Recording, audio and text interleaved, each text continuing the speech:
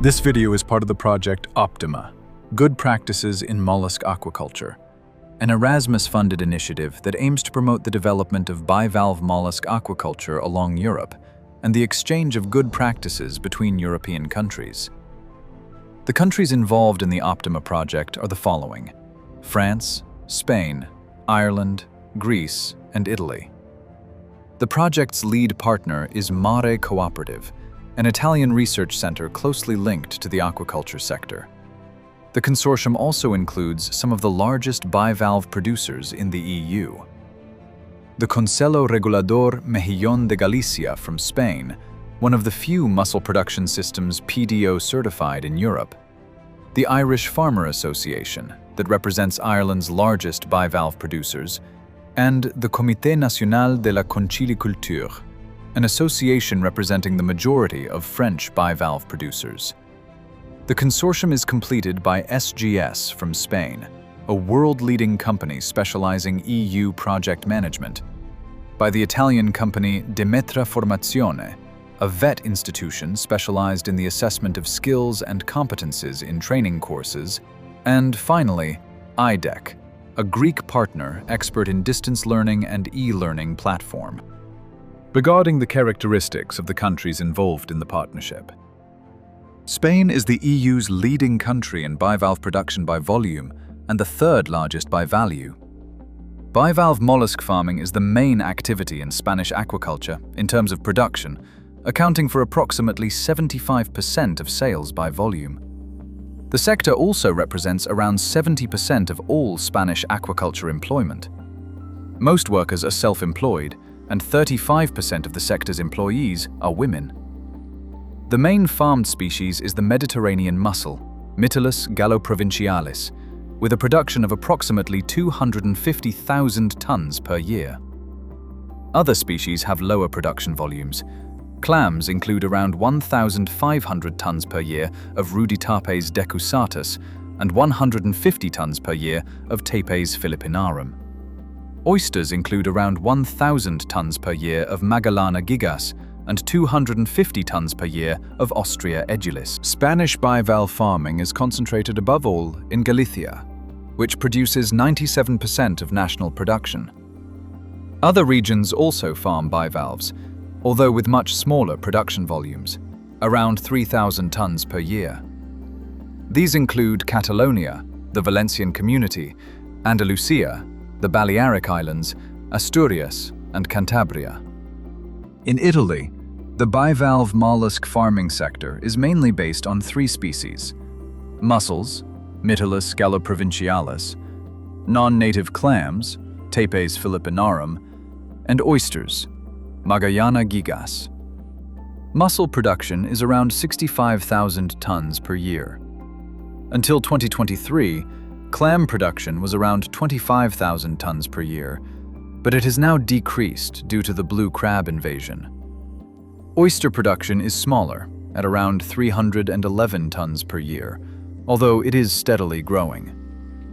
Italian bivalve farming is especially widespread along the Adriatic coast, with the highest concentration in the Veneto and Emilia-Romagna regions.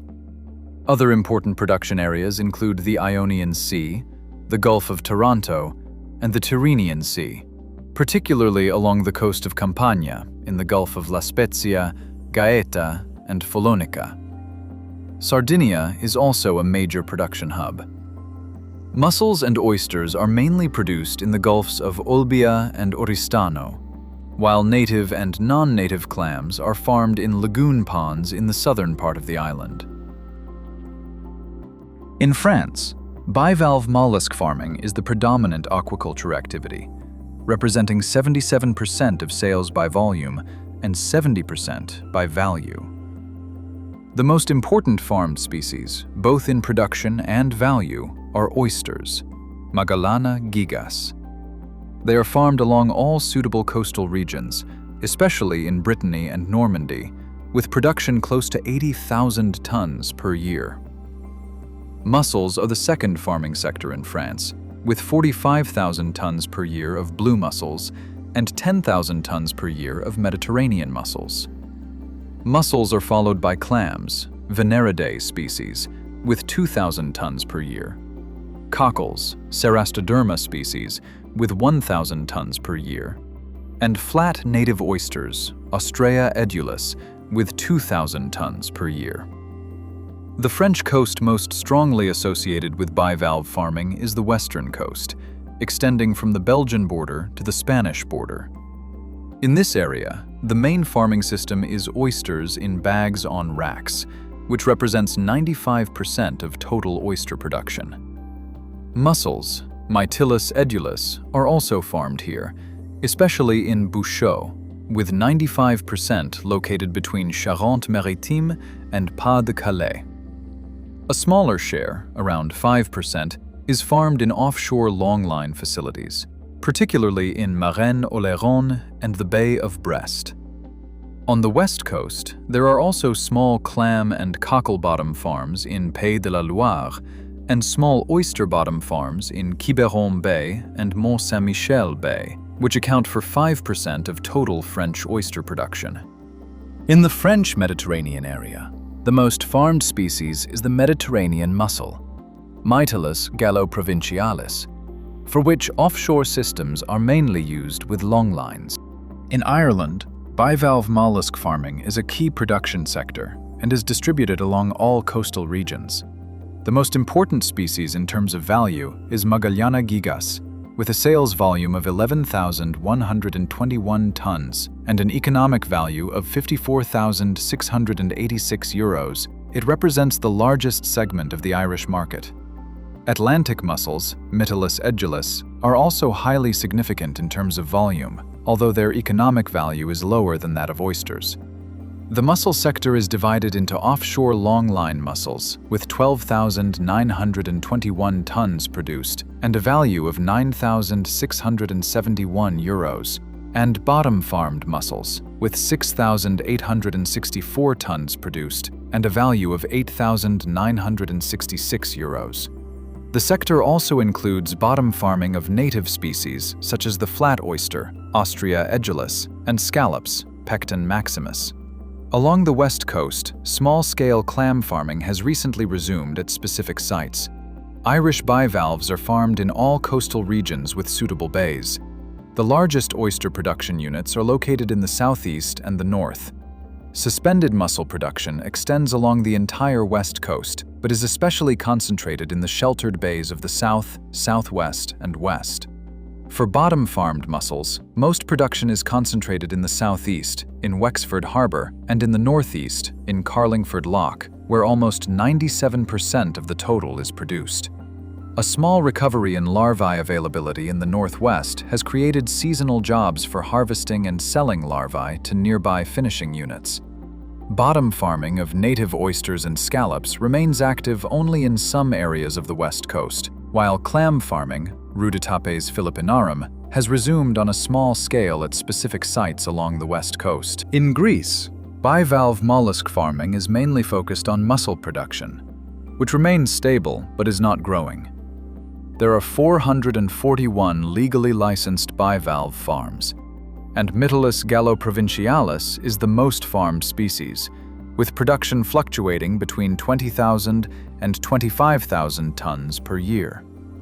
For other bivalve mollusks, several small-scale projects have been launched for the farming of oysters, Magallana gigas, and Ostrea edulis, Pecten species, and Venus verrucosa. However, production remains very low, and farming techniques are still rudimentary, despite the good product quality. Most bivalve farms in Greece are located in Gulf and estuary areas. The Thermikos Gulf accounts for around 80% of Greek production. Other important farming sites include the Amvrakikos Gulf, the Kaloni, Saronic, and Maliakos Gulfs, as well as the Nestos estuaries. Offshore longline mussel and oyster farms are located in the regions of Makrigialos and Chalastra, and in the municipality of Lamia. In Igoumenitsa, oysters are mainly produced in offshore longline farms.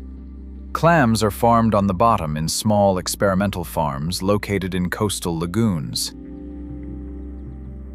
Let's now review the main farming techniques used in each country.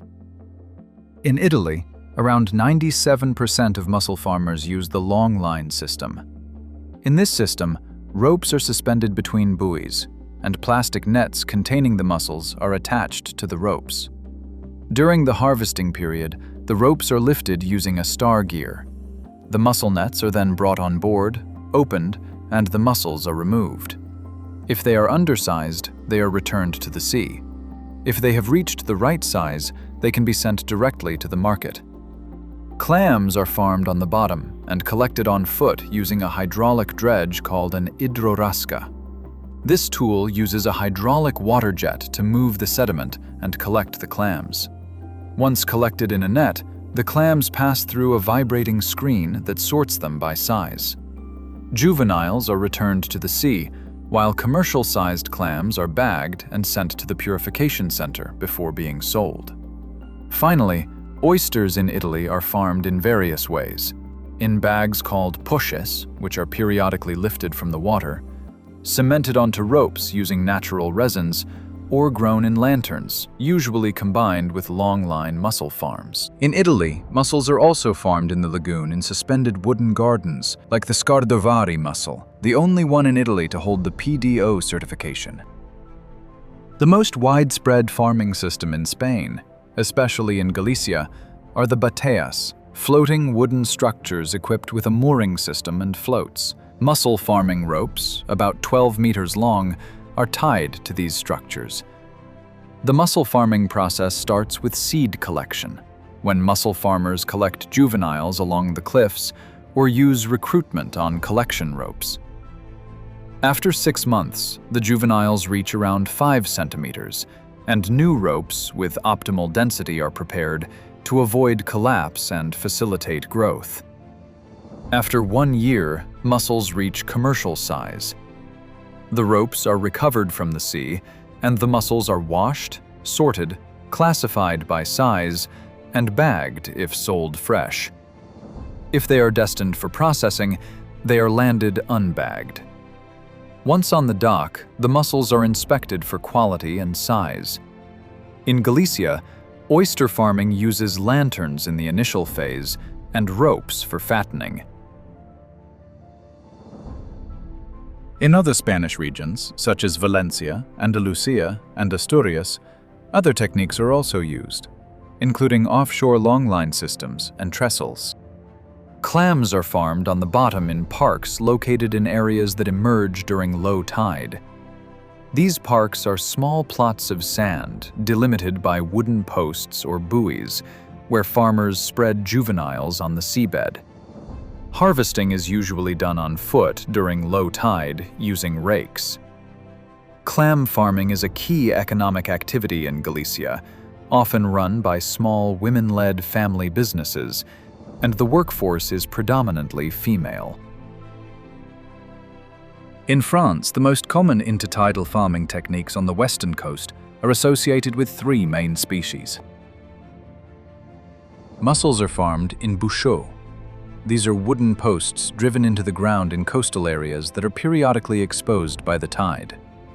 The mussels are placed in cotton or plastic net socks, which are wrapped around the wooden posts. Oysters are farmed in bags on trestles, which are placed about 80 centimeters above the seabed and support the bags when the tide goes out. Clams are farmed directly on the seabed. In the French open sea, 3 main farming techniques are used. Mussels are farmed on longline systems.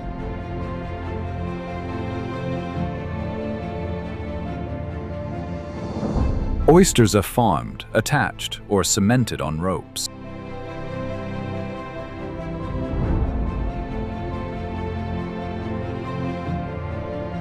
Several species, including clams, oysters, and scallops, are also farmed in cage-like containers placed on the seabed.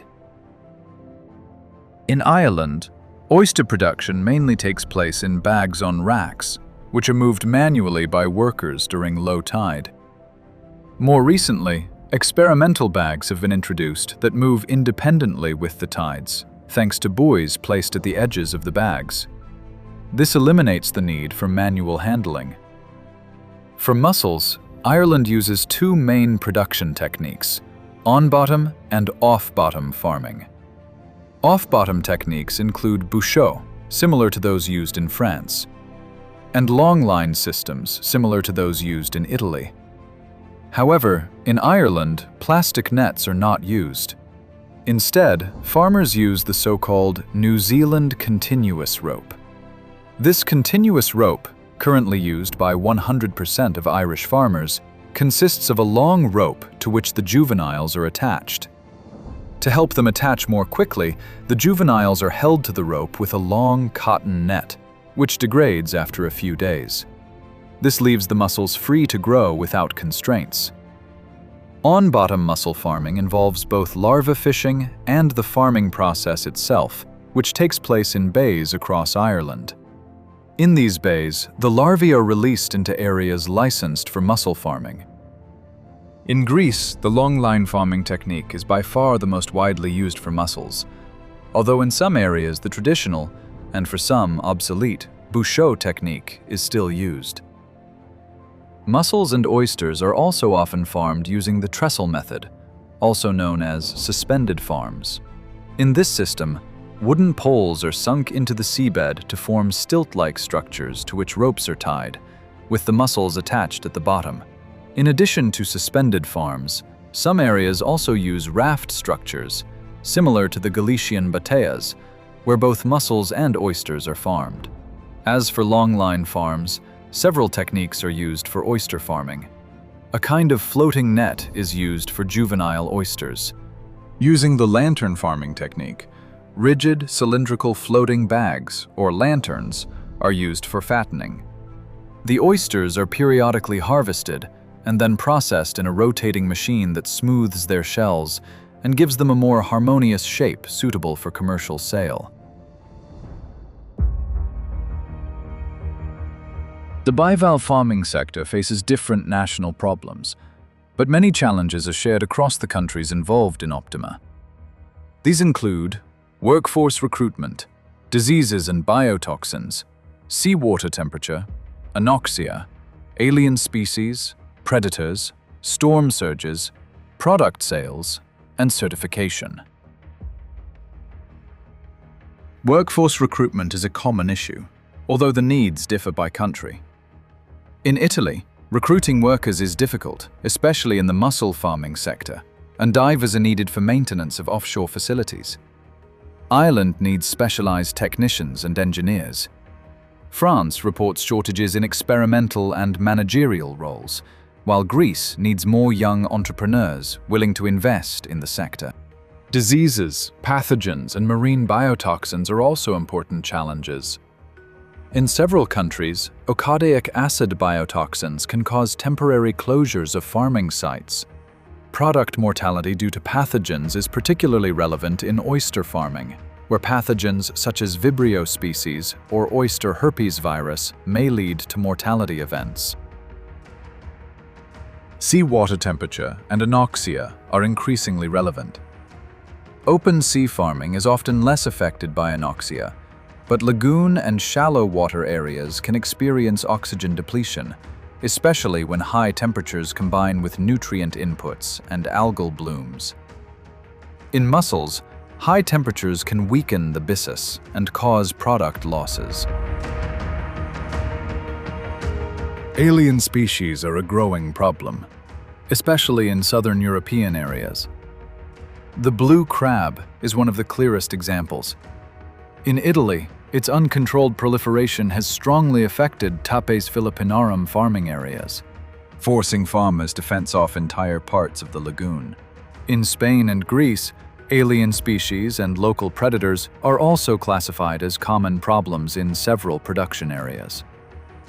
A serious problem in France is posed by so-called oyster driller gastropods, among which the invasive Asian species Ocinobrellus innonatus stands out. Local predators can also cause serious production losses. In Italy and Greece, sea breams and sea turtles can be impactful. In Spain, starfish and sea bream may affect mussel seed in some years and areas. In France and Ireland, protected birds and spider crabs can damage young oysters and mussels, with losses reaching high levels in some companies. Storm surges can damage farming structures and cause farmed products to detach from the farming site. This occurs especially in Italy, in offshore mussel farms with long line systems. However, this problem is less common in sheltered inlets, gulfs, lagoons, and protected farming areas.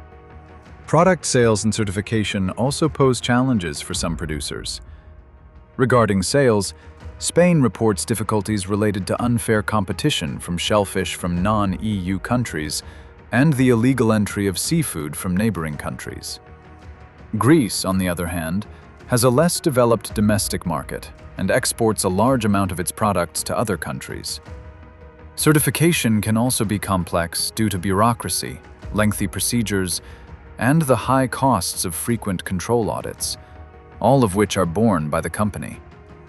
In other countries, such as France and Ireland, product certification appears to be less problematic.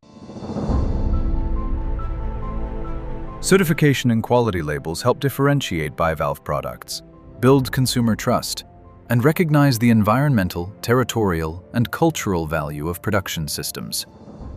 In Italy, organic certification is widely used, especially by mussel farms along the Adriatic coast. The Cozza di Scardovari has obtained PDO certification, and the National Sustainable Aquaculture Regulation supports the certification of Italian aquaculture products. In Spain, certifications and quality brands include the PDO Mejillón de Galicia, which currently covers more than 2,000 rafts, as well as organic certified bateas, Pescaderías, Clochina de Valencia, and Marisc Delta de l'Ebre. France has a strong tradition of quality certification, including 1 PDO for mussels, 1 traditional speciality guaranteed for Moule de Bouchot, 2 oyster PGIs, and 2 French Label Rouge schemes. In Ireland, the bottom mussel sector achieved MSC certification in 2013, and Irish rope mussels achieved MSC certification in 2019. The Certified Quality Aquaculture Program also helps differentiate Irish farmed seafood through eco and quality labeling. In Greece, certification and quality marks are still less widespread among aquaculture farmers, with the exception of some organic certifications. This creates an opportunity for future training and professionalization. Across Europe, certification can add value, but it should remain accessible, practical, and useful for producers. Climate change is increasingly impacting the European bivalve farming sector, especially in Mediterranean countries.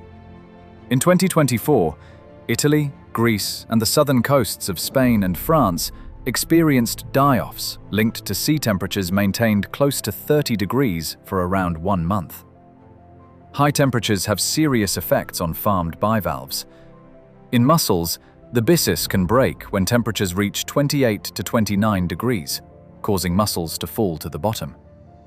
In clams, high temperatures can combine with low oxygen and anoxia, especially in lagoon environments. Climate change can also intensify storm surges and favor the arrival of alien and local species. The blue crab is one of the most impactful alien species in southern Europe, with severe effects on clam farming areas. Climate change must be increasingly monitored, using live multi-parameter sensors near bivalve farms and satellite data. These tools can help predict adverse events and allow farmers to move or harvest products before major damage occurs. Bivalve farming is one of the greenest and most sustainable farming methods because no feed, medicines, or antibiotics are provided to the farmed products. Bivalves are filter feeders and feed naturally on particulate matter and phytoplankton. The main environmental impacts are linked to boats used for farming, plastic production waste such as buoys, ropes, and nets, road transport, and packaging for product sale. It is also important to monitor possible accumulation of organic matter under farms and consider carrying capacity, especially in areas with a high concentration of aquaculture facilities. However, the impacts we have talked about are still much lower than those caused by other types of marine and land-based farming. Bivalve farming therefore remains the most environmentally sustainable farming method, and can even offer environmental benefits, such as reducing organic load, creating biodiversity hotspots, and sequestering carbon from the environment, thanks to their shells. These ecosystem services should be better publicized, both to consumers and policymakers, to increase the value of bivalve mollusk production. Optima has made it possible to put faces to the bivalve farming sector at every level, from producers and technical teams to managers, trainers, and sector representatives.